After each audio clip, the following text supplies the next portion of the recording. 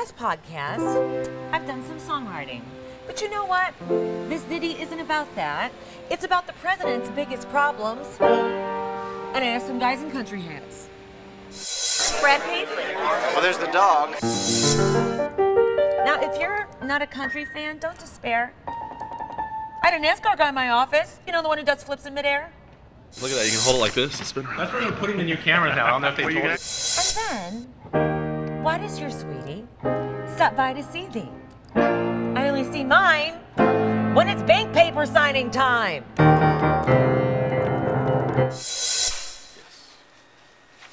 Sign it the right way, honey. And this, my dear, is all the song and dance you're gonna get right here. Let us begin. Okay, that was fun, but let's get down to business now. First thought, what do you think is the most pressing problem that the president needs to work on? Walking around CNN Center in Atlanta, we asked some folks. I think the number one problem facing the president right now has to be the economy. It's less about what he does personally and more about inspiring confidence, making the American people feel as if everything's going to be okay. I think the most pressing problem that the president has right now would exactly be jobs. Now, I also asked some huge country stars the same question.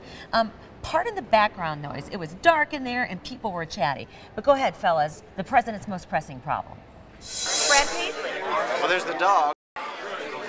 How do you picking the dog? There's that. But aside from that, definitely I would say the housing crisis and getting that solved. I think they got a plan though, but that'll fix everything. If we can get credit flowing and get all that basically back in shape, I think we'll be all right. I think the president's toughest job is uniting everybody. Because everybody's so spread. I mean, it's either black or white, or it's blue or red, or it's a pretty divisive country, I think. And so, but I do think that everybody wants that more than ever. Now, please know, if you get up at 7:45 a.m. Eastern, you're on the treadmill with Kenny Chesney, because that's when he gets up and is working out, training for his upcoming tour. Then he had some questions for me. Morning, sunshine. Why do you say that, by the way? Come here. No, I'm interviewing her. Okay, all right. Why do you say morning, sunshine? Kenny's interviewing Robin. Okay. Why do you say morning, sunshine every day? Well, my dad always said it to me growing up every day, but it wasn't just like morning sunshine. It was get your butt out of the bed type of morning sunshine. Hey, gang. Some of this podcast is coming from Nashville. This is Tom Baldrica. He's one of the head honchos over at Sony. And we're going to a big luncheon. Right now, this is it. This is all the homework I get. Okay, hurry up. All right. So brief Jake me. Owen. Jake Owen. Teeth. Brandon Lambert. Voice. And then looking like you're looking, I'm not sure anybody's going to notice Jake Owen. Excellent. Okay, so let's Jake's go. got great 2,000 people. Let's go see. I got to think something to say to them. Back at the Omni Hotel in Atlanta now. We got to zoom away from that. I'm going to show you some of those country star interviews and performances in a later podcast. But we need to zoom to our little spy cam that was following Carl Edwards, great guy. He was here at the CNN Center, took a tour of HLN, but somehow kind of walked right off of that tour. Watch. So Zach, I've seen a lot of cool stuff here. What are we doing now? Oh, well, I think we're going to go into Studio H, check it out. Okay. Well, There's over 500 lights on the ceiling. Kind of here to see Robin. Is this her office right here? Yeah, you can't really go in there. We'll just check it out. She won't mind. Mr. Edwards? Yeah. So where does she sit? Right here? Is this hers? I don't think we're supposed to be in here, Mr. Edwards. Wow, she's got a lot of fan mail. Check it out.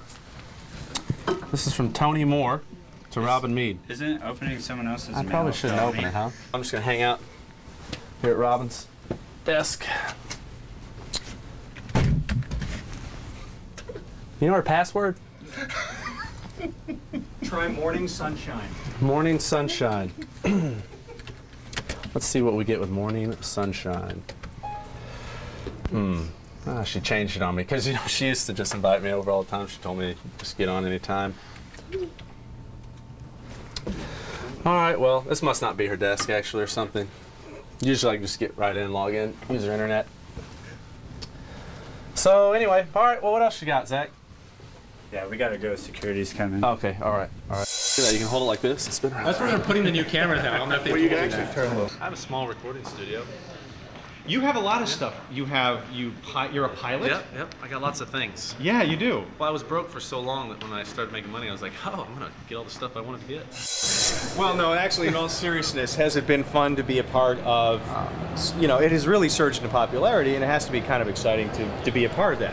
With pop culture things like Talladega Nights and stuff like that, it seems like more people around the world are enjoying the sport. So it's a great time to be a part of it. I couldn't be more fortunate for being in it right now. And what's it like when your teammate beats you? A lot of people want to know, is it a conflicting emotion? Are you happy for him, but at the same time? The way I think of it, and I went through this with Matt, the first 2 races of the season. I mean, he won the Daytona 500, then won at California. And people ask me that question, what's it feel like? On the racetrack, it feels just the same as if anyone else beat you.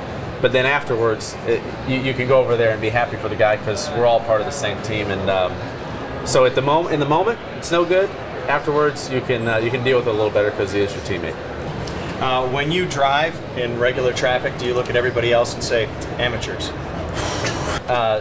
It is kind of tough driving on the road, so I usually let my assistant Angela or my PR guy Randy or anyone else drive because I'm a terrible driver actually. When you're on that track, you're doing 200 miles an hour or whatever it is, and you've got 6 cars around you about 6 inches apart, how do you not freak out? Sometimes we do freak out, and that's when you see the big wrecks happen and everything. Never actually done the news. This has been a dream of mine. I like to think of CNN as Carl's News Network. Good morning, I'm Carl Edwards, and here are today's top stories. It's the off-season from hell for Alex Rodriguez. Doctors found A-Rod has a torn labrum in his right hip. The departments affected include marketing and business ops, employees on the football side, including the general manager and the coaches.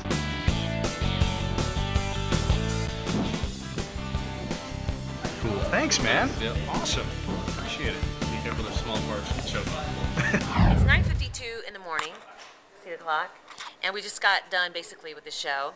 And I was still telling Rafer, my husband never comes to see me at the show, never takes me out to lunch, except when he needs me to sign bank papers. There's Jim. I need your signature. There's the banker. There's the Okay, papers. all right, let's get to work. Hey, at least it's not divorce papers. It could be that. That guy's coming here at 10:30. Rafer, so. Rafer. No. Will you do me the honors and go Yes, ahead and absolutely. watch? Okay. This historic. Okay. I don't hate you, the banker. No. I just hate talk about numbers. Hate it.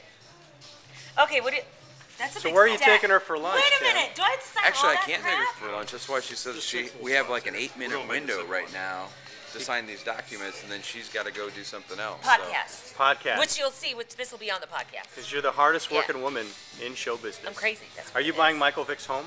I would. You know what? Here's the deal. That home. Here's how Rafer did that story on the air. The home was for sale, and here is the outcome. See what happens. And no one bid on Michael Vick's home. His suburban Atlanta mansion went up for auction on Tuesday. Starting bid was $3.2 million. 2 people showed up, and neither one brought enough money to even start the bidding. They were obviously there just to take in the scene. Vick paid $3.7 for it in 2005. It was appraised at $4.1 in January. He put it up after filing for bankruptcy. Now a judge has to decide what to do. I want to know who's appraising these properties. Of course it was worth more in 2005 than it is now. I know. And that was in properties January. Have tanked. I know. Give me a break. All right. Well, none of the dogfighting went on there. So I was like, I would buy it, A, if I had the money, B, if it was priced right.